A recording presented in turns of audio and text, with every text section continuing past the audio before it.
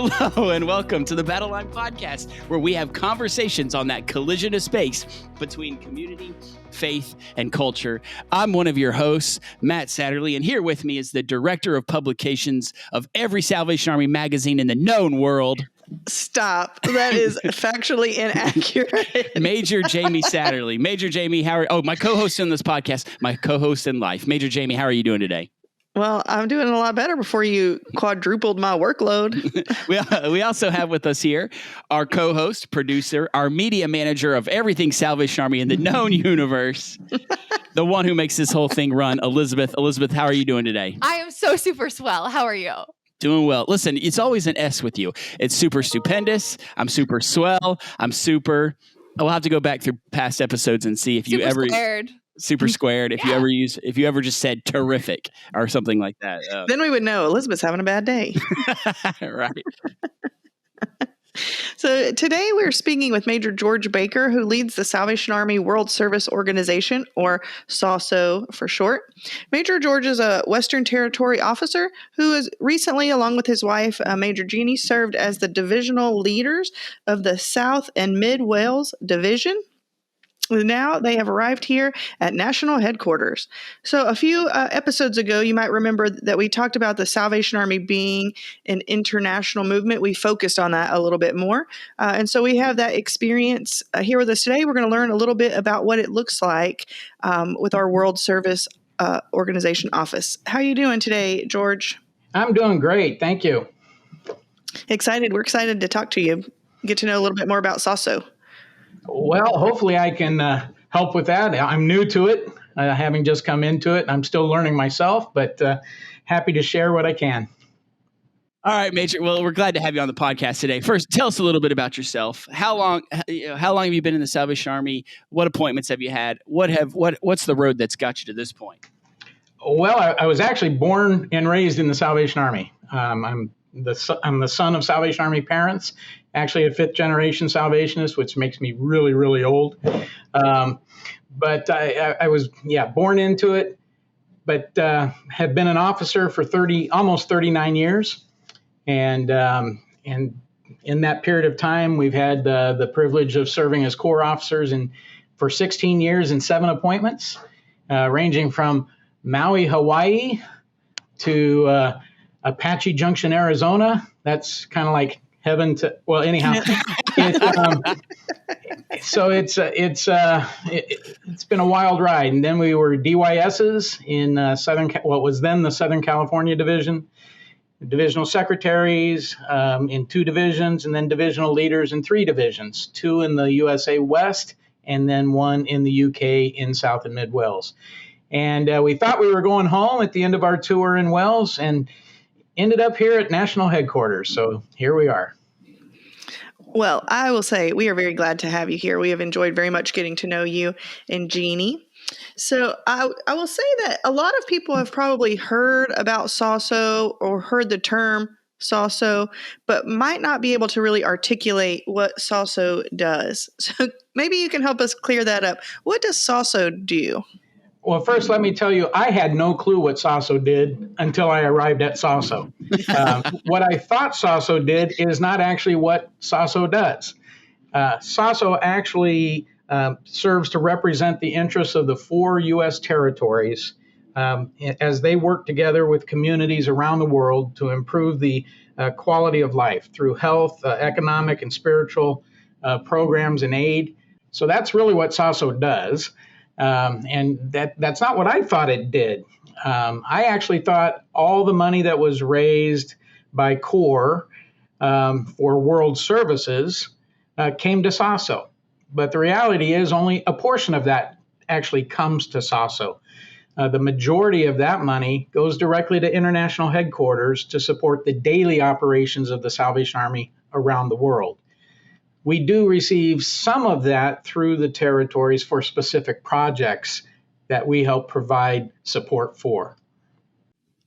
So, Major, my question to you there is, what are the other assumptions that I think people would have about SAWSO? And I think most people assume my money that I give to the Corps for World Services comes to either you in SAWSO or at IHQ. So just walk that through. If I give $1 at the Steubenville, Ohio Corps, what's going to happen to that? How's it going to help you?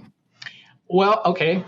When a soldier or even someone in the community donates to the Salvation Army for world services, there's a formula that's in place.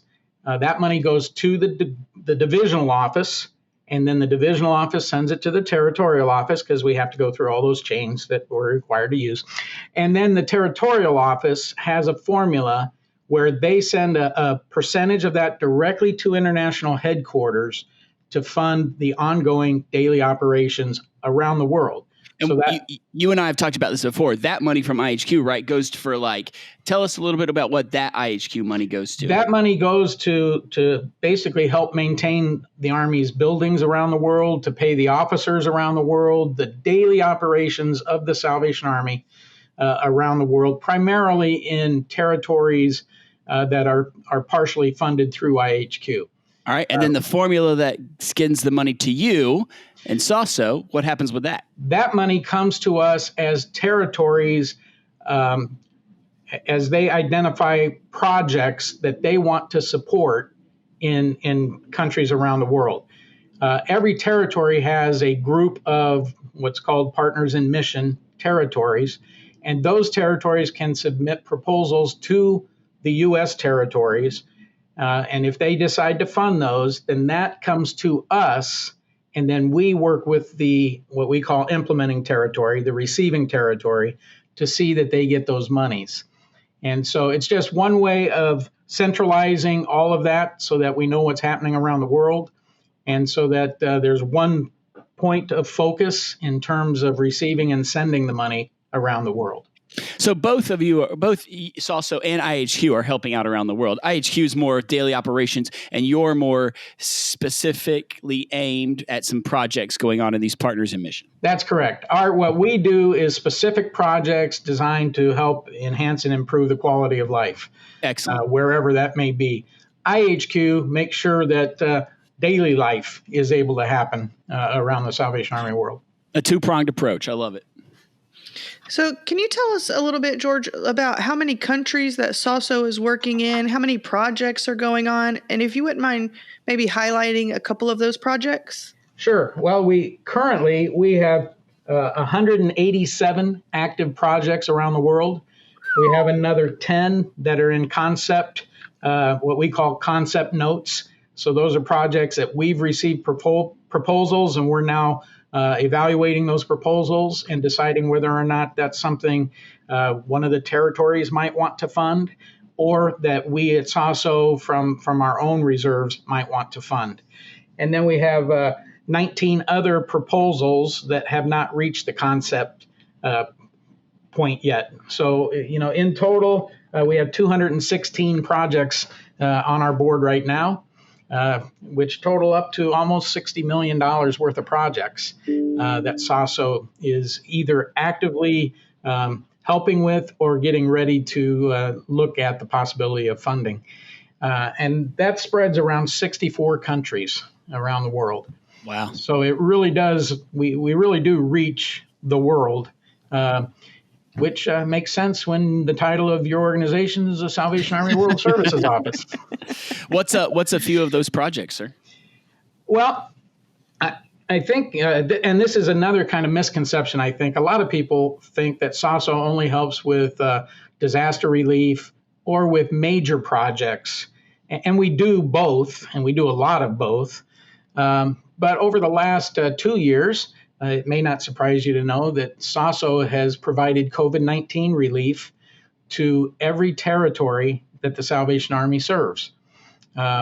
Those have been smaller grants, but those have been to help provide for PPE and some training and education.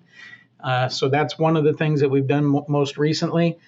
But one of the projects that I kind of chuckled at, but it really kind of tugged at my heart, was that we have a project where we are funding the purchase of chickens, and we're helping farmers out in outlying areas, and in some cases it's children and women who are simply trying to support their families purchase chickens so that they can then sell the eggs when they're produced, and then that actually will support their family.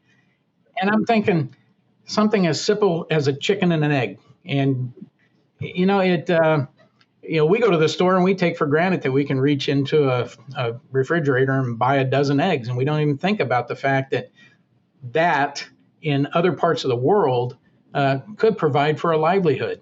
And so that really kind of got me. And then we're doing a lot of tremendous work in anti-human trafficking around the world and setting up homes, safe homes, and taking literally kids that are 8 and 9 and 12 and 14 off the streets and providing a safe environment for them to grow up in where they won't be swept up by traffickers. And so, those are two of the kinds of things that we're doing, and doing more and more of that. But we do still have the big building projects, the hospitals, the clinics. So it's a wide variety of different kinds of programs. As Battle Line is an offshoot of Peer Magazine, I think all of that in the youth leader's heart is good to hear that about trying to get kids from around the world safe from human trafficking and all of that, for sure. We appreciate that. I know all of our listeners do as well. Well, Major, is there I know you've only been here a short time, but is there a story that you have seen firsthand? Well, actually, we were just recently at IHQ to meet with the zonal secretaries and talk about projects and things going on. And as we were meeting with the folks from the Africa zone, the captain that is now the undersecretary for that zone shared that he actually came to the Army through one of the schools that was built and funded by SAWSO. And, very cool. And so he has a great appreciation for what SAWSO does. And I thought, this is what it's about. Giving people an opportunity for a better life, to change their lives. They're not all going to become officers. That's okay. Yeah, that's okay. But to sit across the table from someone whose life was so impacted that they wanted to give back to God through service as a Salvation Army officer, that really touched me. Because, we can do the day in, day out stuff and wonder, are we actually making a difference? But to sit across the table from someone who would not be there were it not for the efforts of this office and so many others, we're just part of it. That was really a meaningful thing for me. I'm looking forward to seeing more of those stories as the world opens up again and I'm able to travel and see some of that. Yeah, sir. I imagine the coronavirus really has affected SAWSO's work. Oh, none of our team were able to travel, from March 2020 until just recently. We've started traveling again. And that's a huge part of what we do, is to get out to see the projects, to meet with the people, to monitor the impacts. And so we're just now starting to do that again. And my travel schedule is starting to look totally crazy for the rest of the year. I think I'm going to spend more time in a 787 than I am in my office or at home. But that's what it's all about. Get those passport stickers. Oh, yeah. So, George, we know that millennials and Gen Zers care about being change agents in the world. They care about, making the world a better place in their local communities, for sure, but also around the world. How can SAWSO kind of help broaden that understanding or that worldview? Well, I think through the programs that we do, that takes place. It's helping people understand what we do and how that impacts people and how they can be part of that. We have intern opportunities, that could provide some exposure to some of what we do around the world. A million teenagers just got real excited when you said that. Yeah. And we're always looking for opportunities to help territories perhaps plan mission trips, working with their partners in mission. And so there's a number of things they can do. Perhaps the most important thing they can do is contact their core officer and say, hey, I want to be part of this. I want to get involved. What can I do? and they can direct them, depending on what the division or the territory has available. But we're always open to looking at ways that we can provide opportunities for people. And we'd love to get some younger people involved. I'm a little bit past my millennial years or Gen Z years. And someone's going to have to take this on down the road. And so I'd love to be part of helping expose people to the wide variety of service that the Army provides around the world. So, Major, again, just if a young person is out there, or if anybody's interested in this, donating, they just need to talk to their Corps officer. Is there a website that you guys have that's something where people can find more information, learn more? How can a person help? Yeah, I'm sure we have a website. No, we do. It's www.sawso.org. And they can go on that site, and it gives a list of the projects we do, the countries that we work in, just gives a good overview of what we do at SAWSO. And if they have questions, we're more than happy to try to answer those and respond. And if they want to go overseas and do some work, we'll do our best to assist with that as well. Just like we talked about a few episodes ago, the Salvation Army around the world is much different than what it looks like in the United States of America. But Jesus is the same here as he is over there. And there's still people that need to hear the gospel, that need to hear the love, grace, and mercy of Jesus that will forgive our sins and that will wash us clean, make us holy, and do the work. Major, thank you for hanging with us here. I think we have one last question for you. And thank you for what you're doing, again, Major, just to help spread the gospel through COVID-19 tests and knowledge and PPE and chickens and front doors and disaster relief and schools and hospitals and all these things around the world that will help be the places that people can learn and hear about Jesus. So we always end our episode with this question: what is giving you joy? That's our question today. What is giving you joy? George, since you're the guest, we'll let you go first. That way Matt can't steal your answers. Well, there are a number of things. Actually, being back in the U.S., I have to admit, is bringing me joy. Being closer to our family. We have 4 children and 7 grandchildren. Very difficult to visit while we were over in Wales, and then when COVID hit, made it even more difficult. So being closer to family, even though they're on the West Coast, we're on the East Coast, but that definitely brings me joy. But working in SAWSO, I know that sounds, kind of, a term that my generation uses, corny, but I know that sounds kind of corny. But this is a wonderful group of dedicated people who love the Lord and who just want to see lives changed and improved. And that brings me a lot of joy. Major, if you want to take 1 minute just to tell the people about how many Starbucks mugs you have? No, I do collect Starbucks mugs. I now have 317 Starbucks mugs, different Starbucks mugs. From around the world. I have 90 of them from international locations, and the rest of them are from here in the United States. That's very cool. Thanks for sharing that with you. Jamie, how about you? What's giving you joy? Yeah, listen, I just want to take the opportunity, George. We can make this a reciprocal education opportunity. Your generation says corny. This generation says chuggy. Okay. So you could drop that in your next conversation. Next time Genie says something, you can just say, Genie, don't be chuggy. And people will be like, what? Well, I may be walking around with a handprint on my cheek. But yeah, I'll give it a try. Not advisable, probably. Yeah. So what is bringing me to joy today, along with the rest of America, is this wonderful little game called Wordle. Wordle. Any of you guys play Wordle? No, because I have a life. Got him. Says the guy who always hovering over my shoulder, suggesting words that I might try. So I'm not the only one. So it is always a lot of fun for me. Interestingly, I've also used it to kill the time with my children.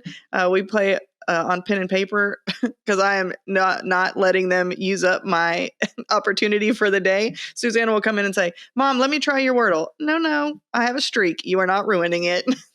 So I make them play on paper. But it is I like it because, well, one, it is a brain exercise. As somebody who's doing a lot of editing right now, I appreciate that opportunity to kind of think through words in that way. But I also like that it's just one puzzle a day, so I can't get hooked into it. Like it doesn't become a time suck. You get your one chance, then you're done. I appreciate that. So Wordle, go check it out. Hopefully the new owner doesn't ruin it. Just leave it there. Oh yeah, the New York Times bought it, didn't it? Matt, I was trying not to say names, but yes, they did. It's on the internet. It's fine. Yep, they did. They got bought out. I love denim, and I have a matching jacket and long skirt, and I feel so hip. This kid is from the 90s. I was going to say, hey, hello, 90s. The 90s arrived back in the room today. And if you think that's cool, it's two different shades of denim. One half is dark, the other is light in both.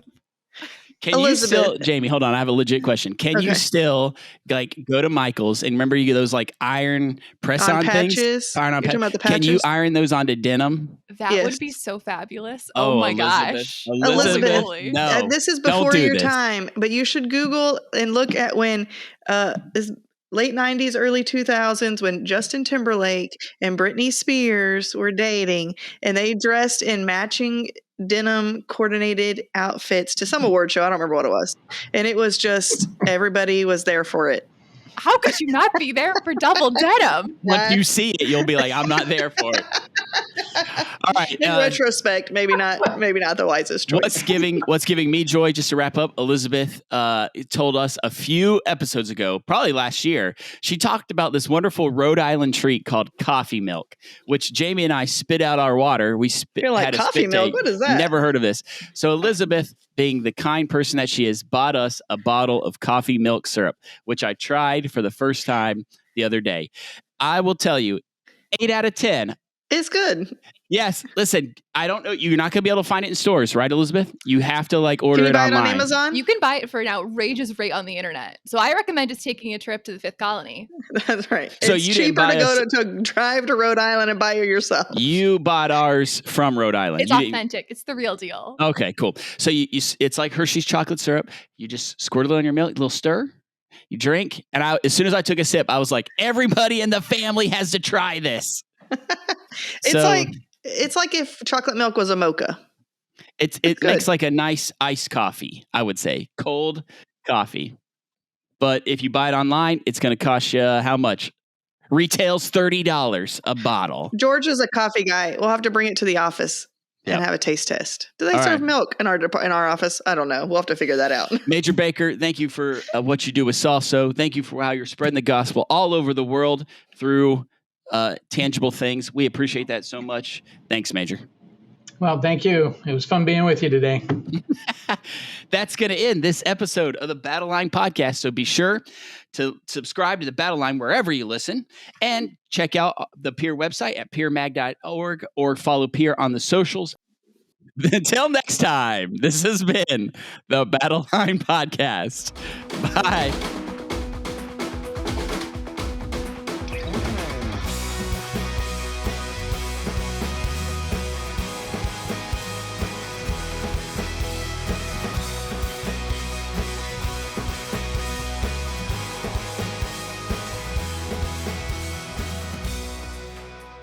Thanks, Major. All right, Major, first off, we just said you were from the south center of Wales. That's the tail and the body part of the whales.